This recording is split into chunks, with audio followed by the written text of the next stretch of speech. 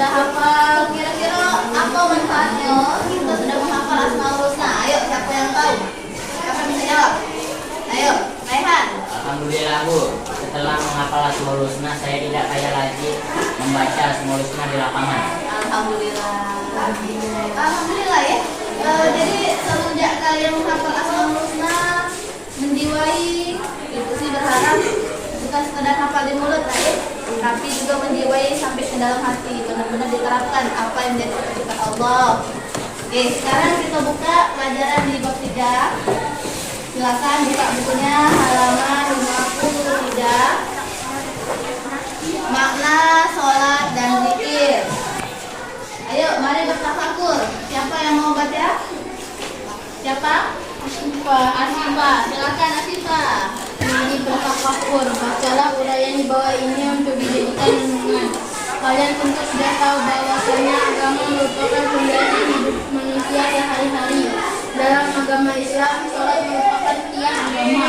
Maksudnya adalah sholat itu sebagai pilar penyangga yang mengkokohkan keislaman, yang wajib dilaksanakan 5 kali dalam semalam. Islam ibaratnya sebuah bangunan, syahadat sebagai pondasinya, sholat sebagai tiang-tiangnya, dan dakwah sebagai atap yang melindunginya. Jika pondasi bangunan itu kokoh, atapnya pun bagus, tapi tiang-tiangnya roboh atau tidak ada, bagaimana kira-kira bangunan itu? Begitu pula dengan bangunan keberagaman kita. Al-Baihaqi meriwayatkan sebuah hadis, sholat itu adalah tiang agama Islam, maka barang siapa yang mendirikannya, maka sesungguhnya ia telah mendirikan agama Islam. Itu barang siapa yang meninggalkan, maka sungguh ia merobohkan agama Islam itu. Zikir dimaknai dengan menyebutkan atau mengingat Allah Subhanahu wa Ta'ala. Dengan zikir, seseorang dapat mengingatkan diri atau mengkomunikasikan keadaan kepada Allah Subhanahu wa Ta'ala. Dengan zikir, ia dapat menitipkan diri dan mengarahkan aktivitas kepadanya. Oleh karena itu, zikir dapat menenangkan hati. Maka berusahalah agar selalu berzikir kepadanya.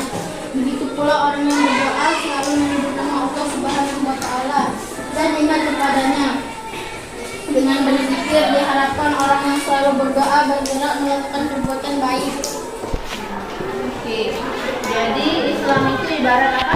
Sebuah tiang dari bangunan.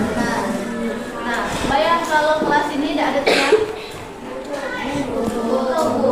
Nah, itu pun agama kita. Jadi agama itu punya tiang. Apa tadi tiangnya? Sholat. Kalau kita sholat, apa yang terjadi? Hati kita menjadi tenang, tentram. Jadi dijauhkan dari perbuatan yang buruk. Nah, jadi kita harus selalu berusaha untuk berzikir. Selain berzikir, disuruh apa lagi? Sholat, apa sih ya? Oke, makna sholat dan zikir. Makna sholat, silakan. Makna sholat dan zikir. Makna sholat. Secara bahasa sholat diartikan sebagai doa atau doa meminta kebaikan. Menurut istilah, sholat dipahami sebagai semua perkataan dan perbuatan yang dimulai dengan takbir, takbiratul ihram, dan diakhiri dengan salam. Kalian pasti tahu mengapa sholat sangat penting dalam kehidupan sehari-hari.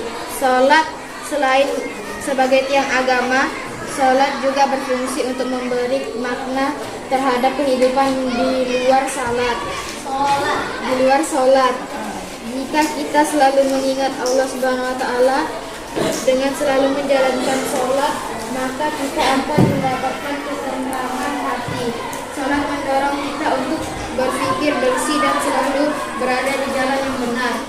Kita akan terjaga dari perilaku keji dan mungkar apabila hati selalu ingat kepadanya.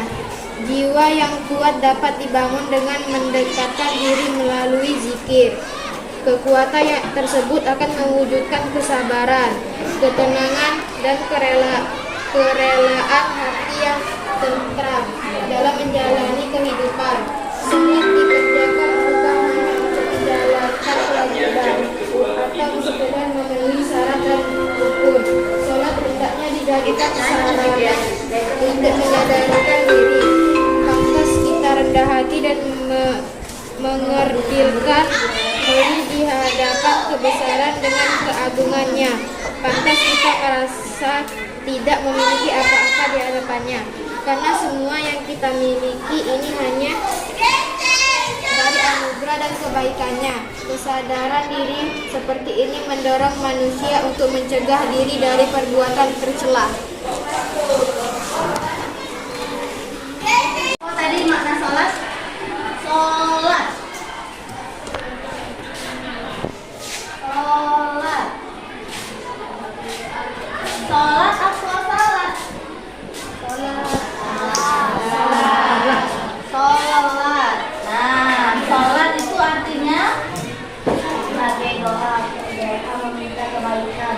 Oke, sebagai doa untuk meminta kebaikan.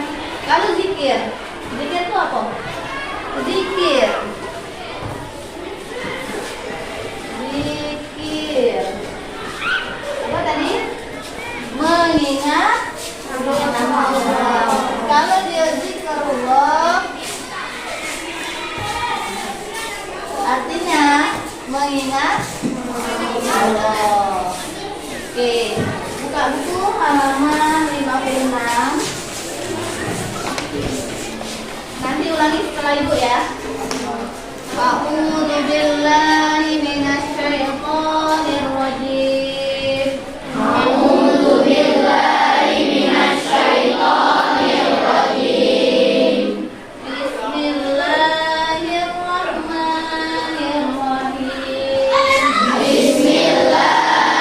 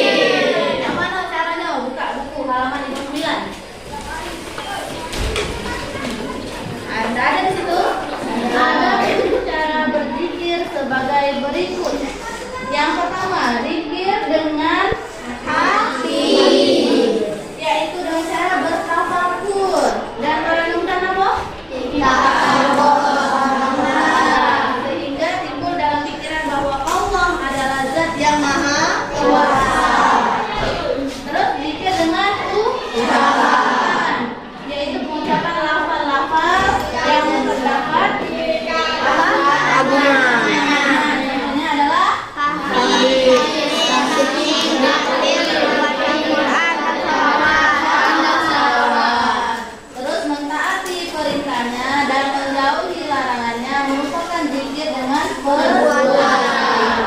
Jadi ada berapa? Tiga. Zikir dengan hati, dengan ucapan, dan dengan perbuatan. Oke nak, sampai di sini baik materi kita hari ini. Untuk minggu depan kita akan belajar tentang bagaimana cara sholat yang benar, bagaimana cara bertoharo. Toharo itu apa? Bersuci.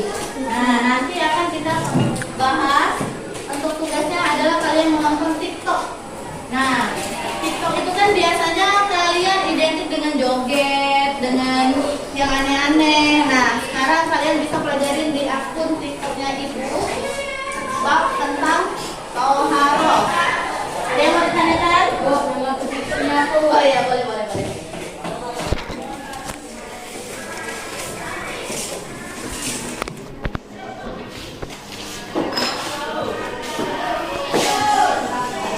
Apa yang dipelajari tadi?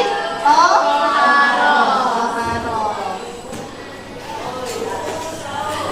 Oke, itu saja ya pelajaran kita hari ini.